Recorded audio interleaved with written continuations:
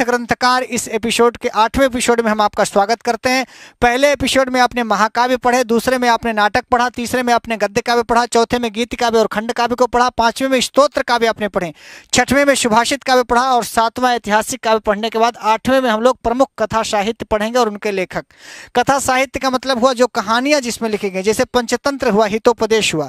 तो आइए इस एपिसोड में हम लोग ग्रंथ एवं ग्रंथकार के 8वें एपिसोड में प्रमुख कथा साहित्य और उनके लेखकों को पढ़ते हैं। प्रमुख इसलिए मैं लिखता हूं कि वैसे तो हमारे संस्कृत साहित्य में बहुत सारी रचनाएं हैं, तो यदि हम लोग लिखने लगे तो एक एक घंटे तो एक एक साहित्य पर ही आप वीडियो बनाते रहिए। इतने महाकाव्य लिखे गए और अभी भी लिखे जा रहे हैं, इतने नाटक लिखे जा चुके अभी भी लिखे जा रहे हैं, और इतने चंपू काव्य पहले लिखे गए आगे भी लिखे जा रहे हैं। तो इसलिए प्रमुख काव्यों की हम लोग चर्चा करेंगे। तो आइए प्रमुख कथा ग्रंथों में जो आदमी संस्कृत भी नहीं पढ़ा है, कभी केवल संस्कृत का नाम सुना है, वो भी पंचतंत्र का नाम जानता होगा।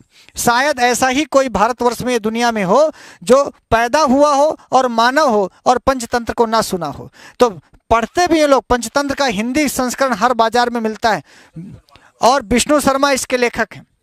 हमारे यहाँ ऐसे ऐसे लेखक हुए, ऐसे ऐसे ये शिक्षक हैं, ही संस्कृत शिक्षक। विष्णु शर्मा ने चैलेंज किया। ये विष्णु शर्मा और नारायण पंडित ऐसे टीचर हैं संस्कृत के जिनको कोई नहीं पढ़ा पाया दुनिया में। ऐसे मूर्खों को विष्णु शर्मा और हितोपदेशकार नारायण पंडित ने पढ़ा दिया। तो संस्कृत का पंडित, संस्कृत का लेखक, संस्कृत का शिक्षक तो ऐसा होता है कि एक चरवाहे को जो सम्राट बना दे, ऐसा चाणक्य का शिक्षक संस्कृत में है। चाणक्य रूपी शिक्षक संस्कृत में, आप चाणक्य नीति लिखे हैं, अर्थशास्त्र लिखा है उन्होंने। आप देखिए वही चाणक्य एक टीचर है जो शिक्षक सामान्य नहीं होता। ऐसे नहीं कहते कि शिक्षक राष्ट्र का निर्माता होता है। शिक्षक राष्ट्र का भी निर्माता होता है और राष्ट्र चलाने वाले ऐसे राजा का भी निर्माता होता है। आप देखिए जितने आईएएस निकले, जितने पीएस निकलेंगे, जितने मास्टर निकलेंगे, जितने किसी भी विभाग में कोई जाएगा तो किसी न किसी मास्टर से पढ़ के ही जाएगा। तो हर विभाग में किसी की दखलंदाजी होती है, तो शिक्षक की दखलंदाजी होती है। दखलंदाजी कहने का मतलब ऐसा कोई विभाग नहीं बचा होगा कि आप कहीं नौकरी करते हो और बिना किसी गुरु से पढ़ के, भाई प्राइमरी में कोई पढ़ाया होगा, माध्यमिक में कोई पढ़ाया होगा, कोई बीए एमए में आपको पढ़ाया होगा, कोई आपकी तैयारी करवाया होगा। तो हर जगह शिक्षक की, आप देखिए पंचतंत्र में, हम पंचतंत्र के बारे में नहीं, विष्णु शर्मा को ये कहेंगे कि दुनिया में एक से एक गदहा ला के दो, विष्णु शर्मा चैलेंज करते हैं भैया हम पढ़ा देंगे। और मूर्खों को विद्वान बनाने की पुस्तक है पंचतंत्र। एक से एक मूर्खों को हित का उपदेश कराने वाली पुस्तक है हितोपदेश नारायण पंडित की। तो ये आप देखें विष्णु शर्मा का पंचतंत्र और नारायण पंडित का हितोपदेश लोगों की जुबान में है। ऐसा शायद ही कोई आदमी हो जो वाल्मीकि का नाम ना सुना हो, जो व्यास का नाम ना सुना हो, जो कालिदास का नाम ना सुना हो, जो पंचतंत्र और हितोपदेश को ना जानता हो। तो पंचतंत्र के लेखक है विष्णु शर्मा, हितोपदेश के लेखक है नारायण पंडित और बृहत कथा गुणाढ़ की है। इसी गुणाढ़ को देख करके बाणभट्ट इत्यादि ने कादंबरी लिखने के मन में विचार किया। तो ये वही गुणाढ़ हैं, गुणाढ़ जिन्होंने बृहत कथा, बृहत का मतलब होता है बहुत बड़ी, और कथा, बृहत कथा का मतलब छोटी कथा नहीं, बहुत बड़ी कथा। और ये बृहत कथा ही है जो कादंबरी को 3 जन्मों तक कहती है कि 3 जन्मों तक लिखने की प्रेरणा मिली। लोग कहते हैं एक जन्म की कथा तो आप पढ़ नहीं पाते। ये कथा ग्रंथ हैं और ये लेखक हैं उनके। तो अब कथा ग्रंथ में आई बृहत कथा श्लोक संग्रह। बृहत कथा आपने पीछे पढ़ा गुणाढ़ की, और बृहत कथा श्लोक के रूप में उनका संग्रह किया बुद्ध स्वामी ने। किसने किया? फिर से आइए बृहत कथा मंजरी में, एक का नाम है बृहत कथा।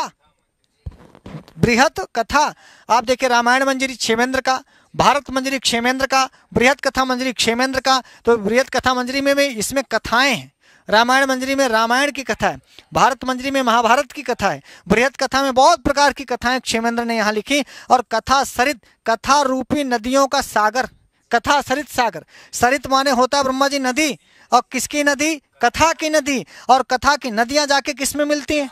सागर में मिलती हैं।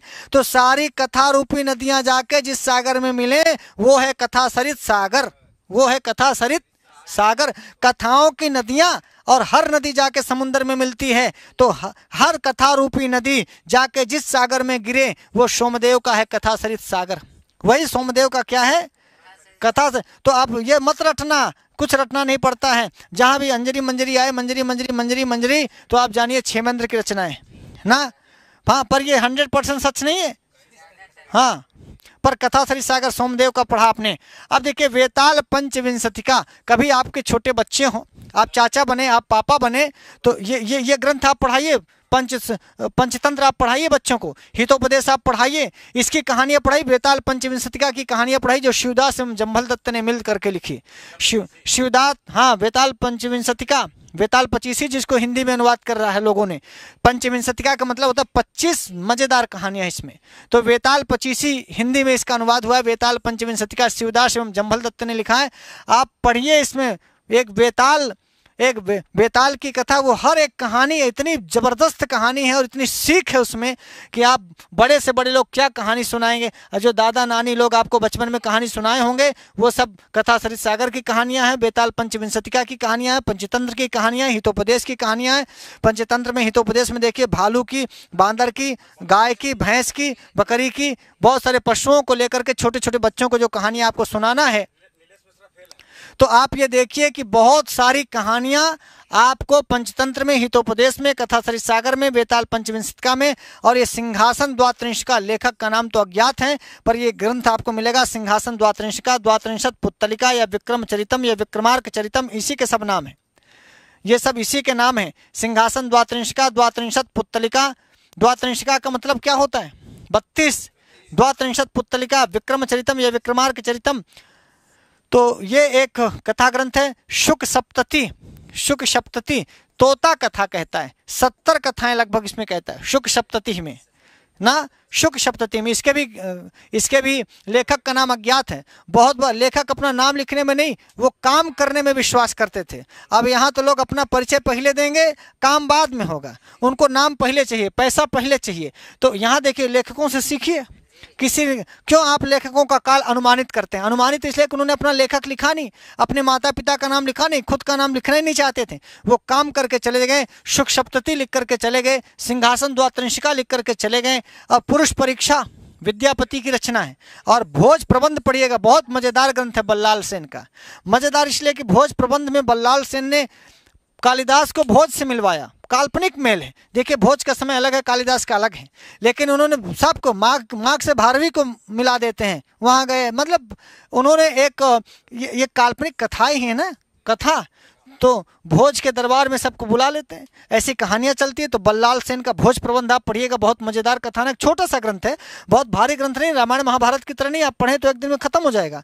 तो बल्लाल सेन का भोज प्रबंध पढ़िएगा, ये बड़ा सुंदर सा ग्रंथ है। पुरुष परीक्षा विद्यापति का है। शुक सप्तति ये भी कथा ग्रंथ है, और आपको कहीं ना मिले तो संस्कृत गंगा के पुस्तकालय में आइए, आप शुक सप्तति भी पाएंगे, पुरुष परीक्षा पाएंगे, पंचतंत्र है, हितोपदेश है, कथा सरित सागर है, ऐसी सारी कहानियां आप यहाँ बैठ के पढ़ सकते हैं, अपना टाइम पास कर सकते हैं। देखिए, जातक माला ये आर्य शूर की रचना है, परीक्षाओं में बहुत बार पूछा जाता है। राजशेखर जी, आप ध्यान रखिएगा, प्रबंध कोश, ये राजशेखर की रचना है, आपकी रचना है। और उदय सुंदरी कथा भी बहुत बार पूछता है, सोढ़ल की रचना है।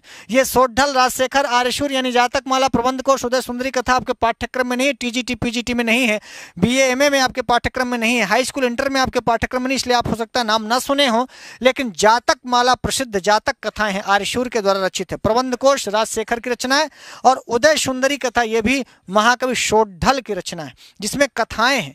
इन कथाओं की चर्चा हम कर रहे हैं, ठीक है। तो ये आपने पढ़ा, 14 कथा ग्रंथ आपने पढ़े, और इन 14 कथा ग्रंथों के बाद आज के एपिसोड को हम यहीं पर समाप्त करते हैं। अभी तक देखिए, आपने महाकाव्य का एपिसोड, पहला एपिसोड देखा, दूसरा नाटक का देखा, तीसरा गद्य काव्य का देखा, चौथा गीत काव्य, खंड काव्य या शतक काव्यों का देखा, 5वां स्तोत्र काव्य का, और 6वां सुभाषित काव्य का, 7वां ऐतिहासिक काव्य का, 8वां कथा साहित्य का। अब आगे हम लोग चंपू और काव्य शास्त्रीय ग्रंथों पर चर्चा करेंगे, आधुनिक काव्यों की रचनाओं पर चर्चा करेंगे, परीक्षा में अब तक जितने ग्रंथकारों को पूछा गया है उनकी भी चर्चा करेंगे, और कितने कोश ग्रंथ प्रसिद्ध हैं, जैसे अमर कोश इत्यादि, ये जो कोश प्रसिद्ध हैं, वाचस्पत्यम इत्यादि जो कोश प्रसिद्ध हैं, इन कोश ग्रंथों की भी चर्चा हम आपसे अगले एपिसोड में करेंगे। लेकिन इस एपिसोड में इतना ही। यदि आपको वीडियो अच्छी लगी हो तो सब्सक्राइब कर लीजिएगा चैनल को, ताकि इस प्रकार की जितनी अच्छी वीडियो आए आपको प्राप्त होती रहें, और सब्सक्राइब करके हम दुनिया को ये भी दिखाते रहें कि हमें इतने लोग प्यार करते हैं संस्कृत को। तो संस्कृत को प्यार करने वाले हमारे प्रेमियों, आगे हम फिर सुबह 8 बजे और रात 8 बजे, रोज सुबह 8 बजे और रात 8 बजे आपको हम लाइव मिलते हैं संस्कृत गंगा के इसी चैनल पर। और इसके बाद ये वीडियो आपको यहाँ नहीं मिलेगी, इसके बाद वीडियो मिलेगी आपको संस्कृत गंगा के ऐप पर। तो आज के लिए इतना ही। नमस्ते संस्कृताय।